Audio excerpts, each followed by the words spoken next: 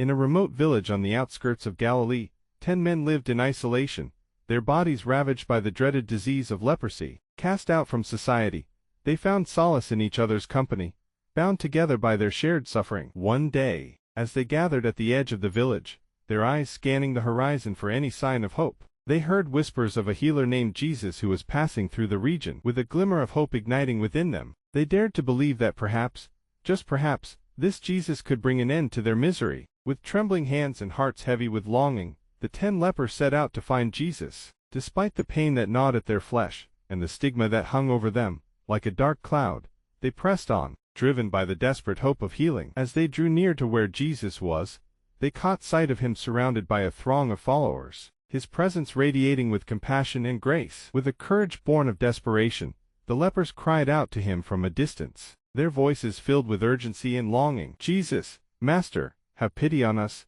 they pleaded, their voices carrying across the dusty plain. Moved by their plea, Jesus turned toward them, his eyes filled with compassion. "Go, show yourselves to the priests," he instructed them, his voice carrying the weight of divine authority. With hearts pounding and hope stirring within them, the lepers obeyed Jesus' command, their steps quickening as they made their way to the temple. And as they walked, a miracle unfolded before their eyes. With each step they took, their skin began to tingle with a sensation they had long forgotten. The sores that had marred their flesh began to vanish, replaced by smooth, healthy skin. And as they reached the temple, they realized with wonder and joy that they had been healed. Overwhelmed with gratitude, one of the lepers turned back, his heart overflowing with thanksgiving. Falling at Jesus' feet, he praised the name of the one who had brought healing and redemption to his broken body. And Jesus, with a smile of pure love, looked upon the man and said, "Rise and go, your faith has made you well." With a heart filled with joy and gratitude, the man rejoined his fellow lepers,